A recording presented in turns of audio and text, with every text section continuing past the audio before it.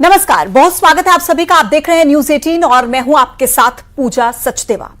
रमजान महीने का आज आखिरी जुम्मा है, अलविदा की नमाज है और इन सब के बीच वक्फ संशोधन विधेयक के विरोध में all India Muslim personal law board की अपील पर मुस्लिम समुदाय के लोग नए रिवाज के साथ यानी कि काली पट्टी बांधकर नमाज अदा कर रहे हैं। All India Muslim personal law board का कहना है कि अगर वक्फ संशोधन विधेयक सदन में पारित हो गया तो मस्जिद, दरगाह, मदरसे, कब्रिस्तान और कई अन्य संस्थान उनके हाथ से चले जाएंगे। इस पर कांग्रेस का कहना है कि all India Muslim personal law board हमेशा मुसलमानों के हित के लिए ही काम करता है और सरकार हमेशा मुस्लिम पर्सनल लॉ बोर्ड को दबाने की कोशिश करती है, जिस पर बीजेपी का कहना है कि वक्फ की जमीन पर मुस्लिम समाज के कुछ लोगों का ही कब्जा है, जिससे मुस्लिम समाज के गरीब वर्ग का कोई फायदा नहीं होता। सरकार जमीन अपने कब्जे में लेगी और उन गरीबों का भला करेगी। तो देखिए, वक्फ संशोधन विधेयक जो कि अभी तक सदन में पेश भी नहीं किया गया, लेकिन काउंटडाउन लगातार जारी है और इस बीच जिस तरीके से all India Muslim personal law board और कई अन्य मुस्लिम संगठन इसको लेकर अपना विरोध जता रहे हैं, उनकी तरफ से कहा जा रहा है कि जो सरकार है वो मुस्लिमों की जमीन पर कब्जा करना चाहती है। हालांकि सरकार की तरफ से कई बार तर्क दिया गया कि सरकार का मकसद इन संशोधन को लेकर यह है कि गरीब मुस्लिमों का भला हो, लेकिन बावजूद इसके विरोध लगातार जारी है।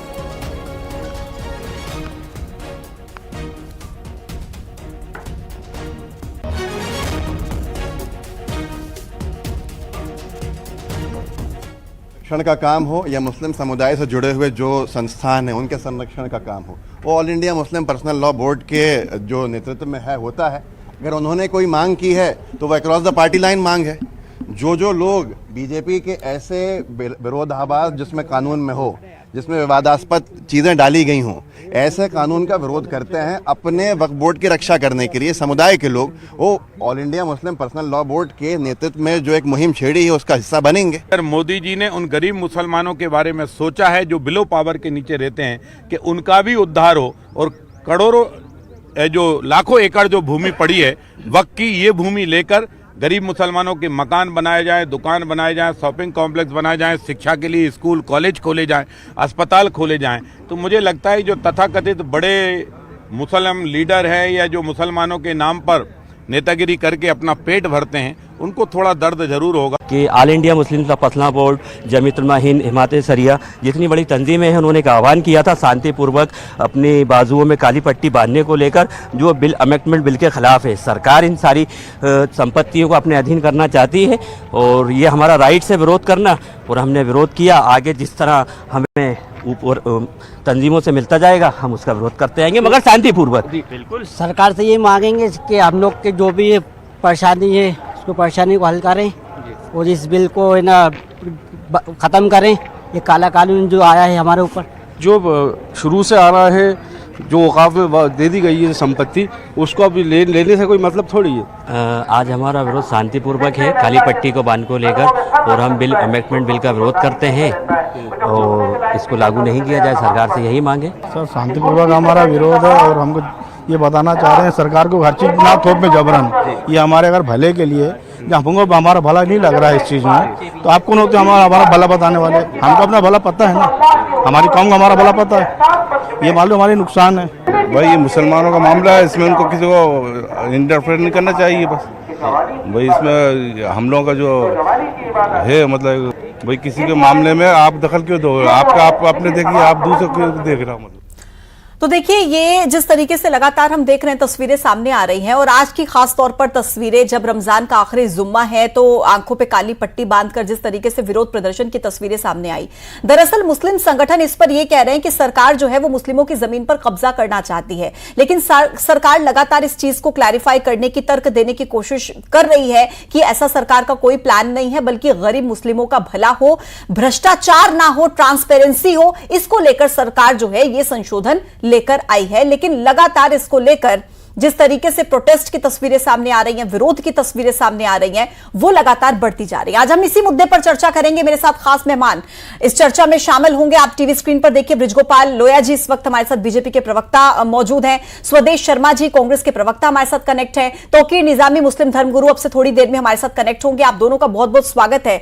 और सबसे पहले बृजगोपाल लोया जी, मैं आपके पास आते हुए, क्योंकि जिस तरीके से देखिए लगातार विरोध की तस्वीरें सामने आ रही हैं, अभी तो ये बिल सदन में पेश भी नहीं किया गया, उससे पहले लगातार विरोध बढ़ रहा है।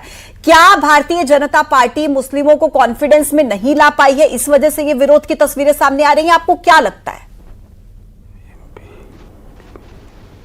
देखिए भैया जी, सबसे पहले तो बड़ा स्पष्ट कर दूं कि सरकार मुसलमानों के कल्याण के लिए काम करना चाहती है, परंतु जो अभी आप रिपोर्ट दिखा रही थी, उस रिपोर्ट में हमारे एक मुस्लिम भाई ने जो कहा वो सुनने लायक है और बहुत गौर करने लायक है।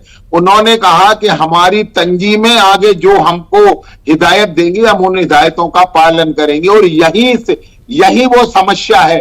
मैं आज जिस जगह से बात कर रहा हूं, ये मध्य प्रदेश में रायसेन जिले का उदयपुरा है, और यहाँ हमारे किसी मुस्लिम भाई ने हाथ पर काली पट्टी नहीं बांधी है, नमाज में काली पट्टी बांध कर गए। तो देखिएगा, आम मुसलमान इससे इत्तेफाक नहीं रखता है, मगर कुछ लोग हैं जो कट्टरवाद को जन्म देना चाहते हैं। एक बड़ा स्पष्ट आपके माध्यम से यह भी कर दूं कि 1923 में सबसे पहले वक्फ एक्ट बना था अंग्रेजों के जमाने में, उससे भी कोई ऐतराज हमें नहीं था।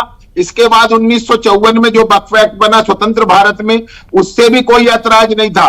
मगर 2010 में सुप्रीम कोर्ट के एक फैसले के बाद 2013 में जो अमेंडमेंट मनमोहन सिंह की सरकार में किया गया और वक्फ को असीमित अधिकार दे दिए कि वक्फ अगर किसी भी संपत्ति पर उंगली रख देगा तो वक्फ की हो जाएगी, और उसके विरुद्ध किसी भी व्यक्ति को न्यायालय जाने का भी अधिकार नहीं है। हाँ। वक्फ के ट्रिब्यूनल में जाना पड़ेगा। तो ये जो एक अधिकार दिया है, ये असीमित अधिकार है। क्या इस देश में ऐसा हो सकता है कि कोई व्यक्ति न्याय के लिए न्यायालय भी ना जा सके? तो सवाल इस बात का है कि हम भी मुस्लिम समुदाय को ये आप तो ये कह रहे हैं कि हिंदू मुसलमानों को सबको साथ में लेकर भारतीय जनता पार्टी चलती है, लेकिन मुस्लिम इसको किस तरीके से देख रहा है? बृजगोपाल जी, जो मुस्लिम संगठन है वो इसको इस तरीके से देख रहे हैं कि बीजेपी की तरफ से ये इंटरफेरेंस किया जा रहा है, हस्तक्षेप किया जा रहा है। क्या आपको नहीं लगता कि पहले मुस्लिमों को कॉन्फिडेंस में लिया जाना चाहिए था? जो संगठन है जिनकी तरफ से लगातार ये प्रोटेस्ट हो रहा है, कम से कम उनको इस तरीके से ये आश्वस्त किया जाना चाहिए था कि ये तो गरीब मुस्लिमों का भला होगा इससे जो हम संशोधन लेकर आ रहे हैं। ऐसा क्यों नहीं कर पाई बीजेपी? पूजा जी, वही आपके माध्यम से बताने की कोशिश कर रहे हैं कि हमने कोई छिपकर पर्ची के माध्यम से संशोधन नहीं कर रहे हैं। हम इसको संसद में लाए, संसद में आने के बाद इसको ज्वाइंट पार्लियामेंट्री कमेटी को सौंपा गया, वहां सभी के प्रस्ताव आमंत्रित किए गए। विपक्ष ने जो 44 विषय रखे उनको भी पूरा सदन में रखने का काम किया। और एक बात जरा सी मैं आपसे कह दूं, वक्फ वास्तव में होता है अल औलाद। ये जो वक्फ है इससे किसी को कोई ऐतराज नहीं है, मगर जो 2013 में जोड़ा गया वक्फ बाय यूजर, तो 1995 और 2013 में जो असीमित अधिकार देने का काम किया है उसके खिलाफ है ये। और मैं आम मुसलमानों से ये कहता हूं कि ये जो वक्फ हुआ है ये गरीब मुसलमान, मजलूम मुसलमान, बेसहारा मुसलमान, उनके लिए वक्फ करते हैं लोग संपत्ति, मगर रसूखदारों ने इस पर कब्जा जमा रखा है और वो रसूखदार आज भी उन गरीब मुसलमानों को मैं आपके पास वापस से लौटूंगी। स्वदेश जी भी हमारे साथ इस वक्त कनेक्ट है। स्वदेश जी, क्योंकि देखिए कांग्रेस की तरफ से तो ये कहा जा रहा है कि all India Muslim personal law board ये मुस्लिमों के हित में काम करता है और जो बीजेपी है वो मुस्लिमों के हित में काम नहीं करती है। लेकिन मैं आपको एक डेटा बताऊंगी कि जो केंद्रीय अल्पसंख्यक मंत्रालय के पास साल 2023 में कंप्लेंट्स आई थी 148, ये डेटा है जिसमें सबसे ज्यादा मुसलमान हैं जिन्होंने शिकायतें की इसी को लेकर कि संशोधन किया जाना चाहिए था, और ये आम मुसलमान है। और जब हम विरोध की तस्वीरें देखते हैं, क्या आपको उसमें आम मुसलमान नजर आता है या फिर नेता नजर आते हैं जो अपनी राजनीति चमकाने के लिए इस तरीके से धरने पर बैठ जाते हैं? स्वदेश जी, देखिए, सच बात यह है, सरकार कोई भी कानून में संशोधन करे, कोई भी नए कानून लेके आए, कोई भी अमेंडमेंट बनाए, तो निश्चित रूप से जो प्रभावित पक्ष है उसके विशेषज्ञों से राय जरूर ली जानी चाहिए।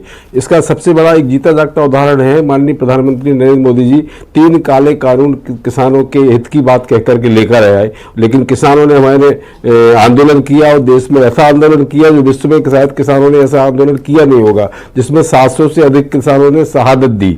बाद उसके बाद सरकार को झुकना पड़ा और तीनों कानून वापस लेने पड़े। जैसे भूमि अधिग्रहण कानून लेकर के आई, उसके बाद किसानों ने आंदोलन किया तो भूमि अधिग्रहण का कानून भी वापस लेना पड़ा। तो बहुत सारी चीजें ऐसी होती हैं, गंजे के हाथ नाखून वाली कहावत चरताप नहीं होनी चाहिए। सरकार को चाहिए कि जो प्रभावित पक्ष है उस पक्ष से के जो विशेषज्ञ उनके साथ सलाह मशवरा कर ले। तो आज हम इस पर डिबेट नहीं कर रहे थे कि सभी से बात की गई। मैं तो आपको खुद डेटा बता रही हूं कि जो शिकायतें आई थी वो उसमें सबसे ज्यादा कंप्लेंट्स थी जो वो मुस्लिमों की तरफ से थी। और एक चीज और स्वदेश जी, सीएए के समय पर भी इसी तरीके से बवाल हुआ, इसी तरीके से विरोध हुआ और यही जो भ्रम था वो फैलाया गया कि नागरिकता चली जाएगी, मुसलमानों के खिलाफ है। उसका क्या हुआ और अब फिर इस तरीके की स्थिति, ऐसा क्यों? देखिए, सच बात यह है, आप इस बात को बहुत गहराई से समझिए कि सरकार ने अगर सबसे सलाह मशवरा की होती तो आज हमें ये दृश्य न देखना पड़ा होता और हम इस पर डिबेट नहीं कर रहे होते। और इसका सबसे बड़ा उदाहरण इधर आप कह रहे हो कि कुछ लोगों ने पट्टियां नहीं बांधी है, तो पट्टियां जिसने बांधी है ये अधिकार उनको संविधान ने दिया है और संविधान ये कहता है कि आप अपने हकों की अगर मांग करते हैं तो आपको ये अधिकार संविधान देता है, लेकिन शांतिपूर्ण तरीके से हो। उन्होंने निहायत शांतिपूर्ण तरीके से काली पट्टी बांध करके विरोध जताया। इसका अर्थ ये है, अब आप कहेंगे कि सारे मुसलमान इसमें शामिल नहीं है, तो क्या किसान आंदोलन जब शुरू हुआ तो देश भर का किसान था क्या? अगर देश भर का किसान होता तो देश की 80% आबादी दिल्ली में खड़ी होती। लेकिन जो कर सकते हैं अपने समाज के लिए, अपने वर्ग के लिए, अपने समुदाय के लिए, किसी के लिए, तो वो निश्चित रूप से आगे आते हैं और मांग अपनी करते हैं। मैं मांग बात से बिल्कुल इत्तेफाक रखती हूं कि प्रोटेस्ट करना सभी का अधिकार है, शांतिपूर्ण तरीके से प्रदर्शन कीजिए, कोई नहीं रोक रहा है। मैं आपके पास फिर से आऊंगी। तौकीर निजामी जी भी इस वक्त हमारे साथ जुड़ गए हैं, मुस्लिम धर्मगुरु हैं। आपका बहुत स्वागत है न्यूज 18 के प्लेटफॉर्म पर। तौकीर निजामी जी, आपसे मैं ये समझना चाहूंगी कि राजनीति से इतर आप ये बताइए कि क्या आम मुसलमान भी यही चाहता है कि संशोधन नहीं होने चाहिए? क्योंकि डेटा इस तरीके का बयान नहीं देता है। जो हम डेटा देखते हैं उसमें यह पता लगता है कि मुस्लिमों की तरफ से कंप्लेंट्स की गई थी और जो वक्फ की संपत्ति है, आप मुझे भी बताइए, उससे कितना मुसलमानों का भला अभी तक हुआ है?